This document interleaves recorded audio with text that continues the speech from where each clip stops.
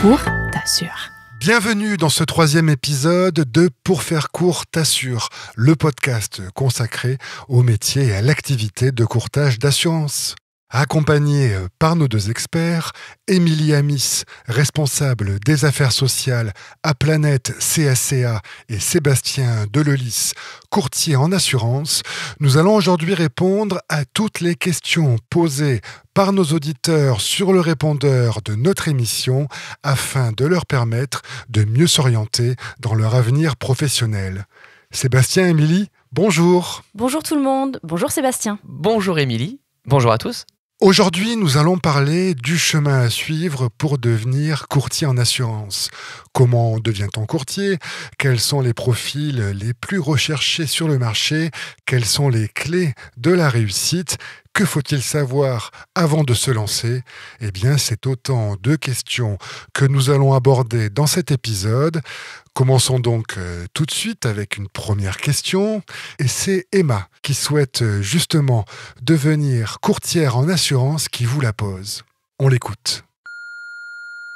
Alors moi c'est Emma, j'ai 18 ans et je suis en BTS Assurance et je me posais la question de quelles études il fallait faire pour atteindre cet objectif.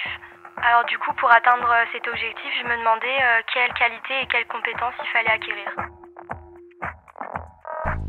Émilie Amis. Alors pour devenir courtier, c'est pas si compliqué que ça, j'ai envie de dire. Il y a beaucoup de voies d'accès. On parle souvent du diplôme, il faut avoir un diplôme, un bagage vraiment à proprement parler pour pouvoir exercer une activité. Alors là, oui, vous pouvez avoir un diplôme, notamment les Master 2, les MBA, ce genre de choses. Peu importe en plus la thématique, aujourd'hui avec un niveau Bac+5, vous pouvez tout à fait devenir courtier d'assurance ou en tout cas travailler au sein d'une structure de courtage. Et puis, il y a aussi toutes les licences qu'on peut connaître. Là, pour le coup, des thématiques un peu particulières, bien sûr, l'assurance, la finance, la banque ou l'immobilier. Des professions qui sont extrêmement proches. Donc, avec cette licence, vous pouvez tout à fait accéder au métier de courtier et exercer dans une structure de courtage. Et puis, même si vous n'avez pas de diplôme, vous pouvez demain travailler en structure de courtage. Comment ? Par ce qu'on appelle un livret de stage.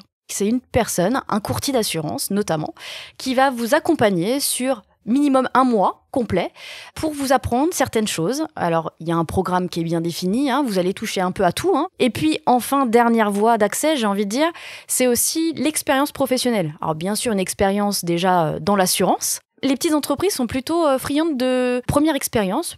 Pourquoi pas dans la relation client, puisque c'est vraiment un des piliers de l'activité, mais sont tout à fait ouvertes à former sur le terrain des personnes qui n'auraient pas soit le diplôme, soit l'expérience requise, et à les accompagner notamment sur le livret de stage. Sébastien, pour répondre à Emma, quelles sont les compétences qui vous semblent les plus indispensables pour les salariés du secteur ? Alors Emma, les compétences aujourd'hui recherchées, c'est plutôt les compétences en matière commerciale, les compétences en matière d'outils informatiques, parce que ça on le recherche aussi, ça c'est important, parce qu'on développe aujourd'hui les réseaux sociaux, donc on sort sur cette vague comme la plupart des entreprises, donc on recherche des jeunes aussi qui ont cette compétence. On ne demande pas des webmasters, mais on demande aujourd'hui qu'ils aient quand même une certaine connaissance à ce niveau-là. Allez, nouvelle question, cette fois-ci on écoute Chana. Bonjour, je m'appelle Chana Givor, j'ai 19 ans, je suis en BTS Banque et je suis en alternance au Crédit Agricole. Mon but, ce serait de finir conseillère pro. Ma première question, c'est quels sont les profils recherchés sur le marché ? Et ma deuxième question, c'est quelles sont les stratégies à mettre en œuvre lors d'un entretien d'embauche dans un cabinet de courtage ? Sébastien, comment doit-on procéder pour vous séduire lors d'un entretien d'embauche ? Alors Chana, tout dépend aujourd'hui si tu es dans le cadre commercial ou si tu es plutôt administratif ou gestionnaire. Tout dépend après ce que tu veux faire. Mais si je reprends dans la globalité, on recherche un profil dynamique qui soit engagé dans son activité ou dans ce qu'il veut faire dans le poste qu'on va lui confier, souriant, quel sens de l'équipe, qui communique aussi facilement, parce que c'est important aujourd'hui dans l'assurance, comme nous avons du relationnel, il est important d'avoir cette capacité à échanger, à comprendre les choses assez vite, oui. Et puis, on cherche des personnes qui sont tout simplement débrouillards, clairement. Quelle est cette envie d'apprendre, surtout. Ça, c'est important d'avoir cette envie d'apprendre, d'être curieuse ou curieux. Émilie, comment donc faire la différence lorsque l'on souhaite intégrer le secteur du courtage ? Ah, ça, c'est une très bonne question. On met l'accent, les entreprises mettent l'accent sur le comportement, ce qu'on appelle les soft skills. C'est savoir travailler en équipe, avoir un comportement professionnel, avoir une implication. Je pense que c'est l'essentiel. Et c'est ça qui va faire la différence dans un entretien, encore plus aujourd'hui qu'hier.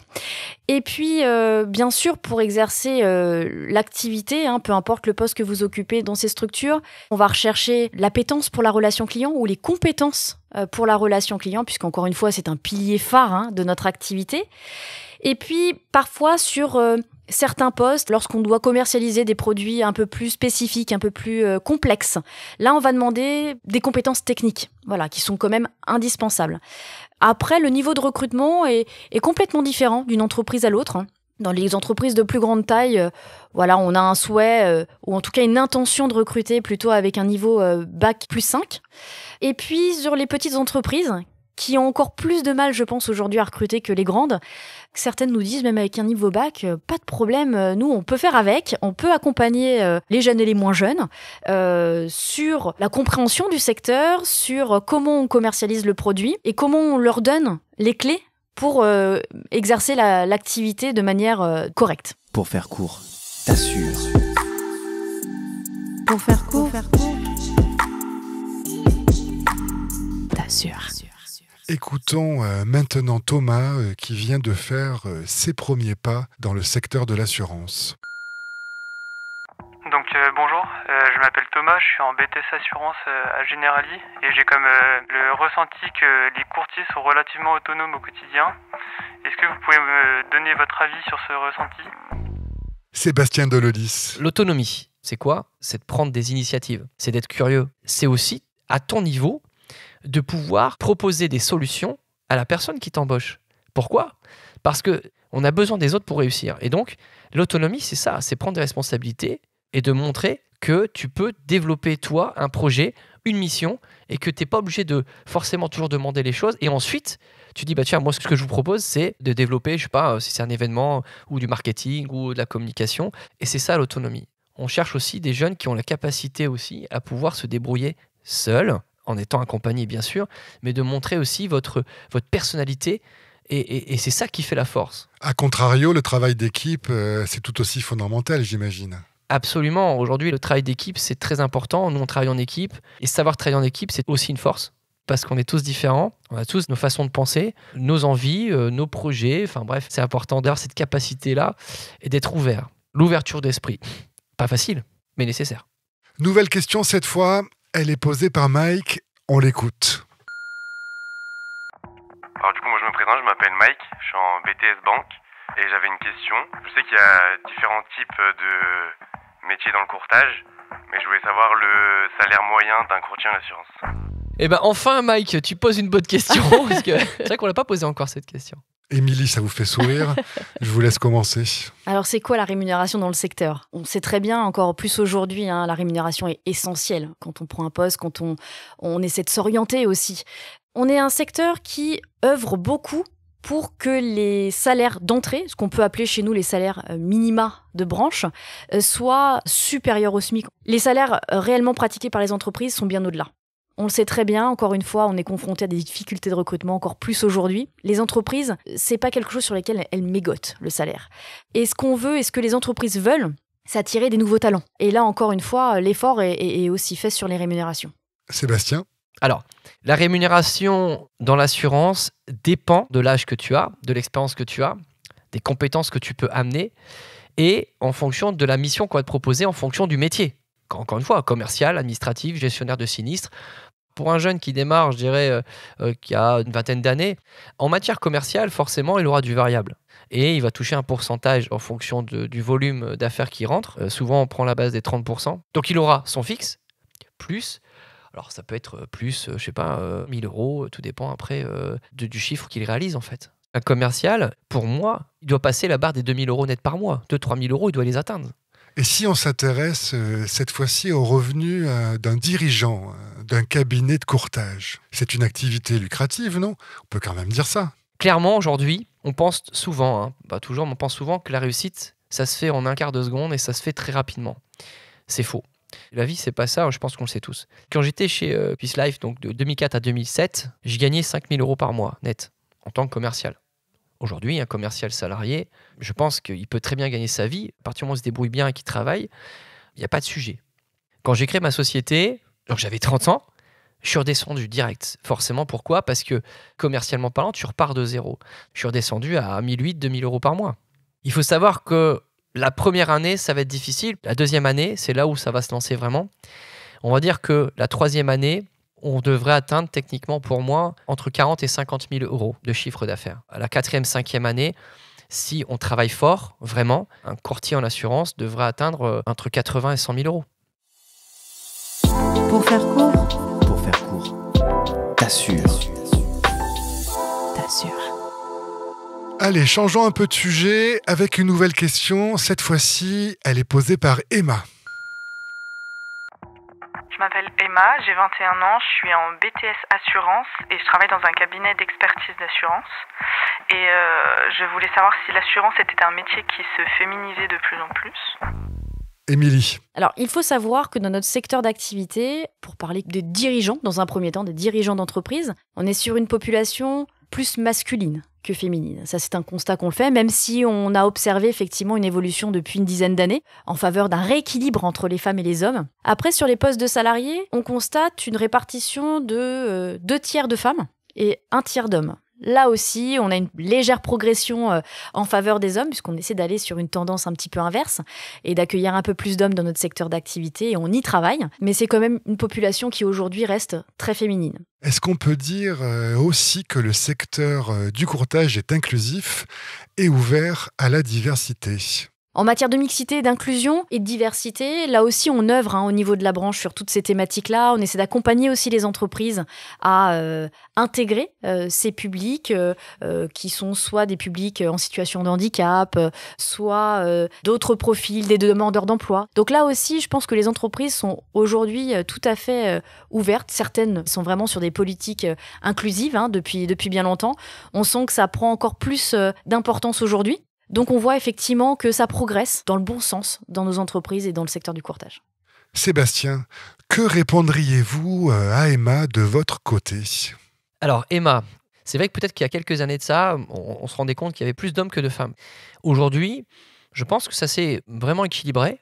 On retrouve aujourd'hui beaucoup de femmes qui font ce métier, salariés, commerciales, dans l'administration, dans la gestion administrative ou gestion des sinistres, ou qui s'installent en tant qu'agent général ou courtier en assurance. Alors aujourd'hui, on a vraiment pas mal de femmes qui entreprennent, je trouve ça génial, et on retrouve aussi beaucoup de femmes chez les assureurs. Pour faire court, t'assures.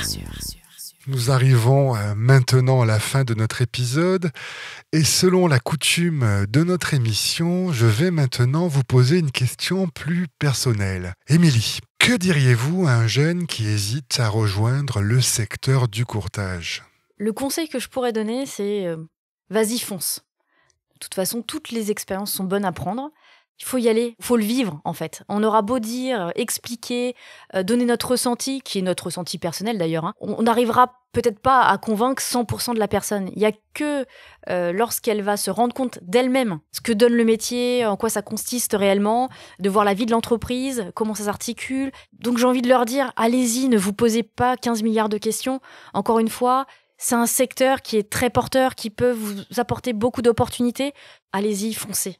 Sébastien, je vous pose presque la même question. Que diriez-vous à un jeune qui travaille déjà dans le secteur de l'assurance, mais qui lui hésite à créer son entreprise de courtage ? Alors, je lui dirais tout simplement, la première chose, quand tu crées ta société, c'est d'imaginer ton projet. Pourquoi tu le fais et quel est le sens pour toi ? Pourquoi ? Parce que c'est un état d'esprit créer sa société. Je l'ai toujours dit et je le dis encore, c'est pas une question d'argent. Si tu crées une société pour gagner de l'argent et que tu n'aimes pas ce que tu fais, tu tiendras pas longtemps. Pourquoi ? Parce que tu auras des moments difficiles. Il y a des moments extraordinaires. Créer sa boîte, c'est génial. Créer son entreprise et entreprendre, c'est top. Mais encore une fois, il y a des hauts et des bas, c'est la vie. Et donc, le premier choc que tu vas avoir, tu vas abandonner. Et c'est pas ça qu'il faut faire. Donc, déjà, aimer ce que tu fais. Ensuite, tout simplement, n'écoute pas les autres. Écoute ton cœur. Écoute ce que toi, tu as envie de faire, surtout. Ça, c'est important. Si tu vois assez loin et tu as une vision des choses et tu as une clarté, tu pourras aller là où tu veux, tu l'as décidé. Fais-le. Ose. Pose des questions. Et surtout, si tu ne sais pas, demande à ceux qui ont réussi, tout simplement. Pour faire court, t'assures. C'est sur ces sages paroles que notre podcast Pour faire court t'assure s'achève. Un grand merci bien sûr à Émilie Amis et à Sébastien Delelis pour leur participation. Et puis un grand merci à vous pour votre fidélité. Alors on espère qu'on se retrouvera vite pour continuer à parler de ce beau métier, celui de courtier en assurance. Sous quelle forme? L'avenir nous le dira. D'ici là, je vous dis à très bientôt, je l'espère, pour de nouvelles aventures. Allez, bye bye!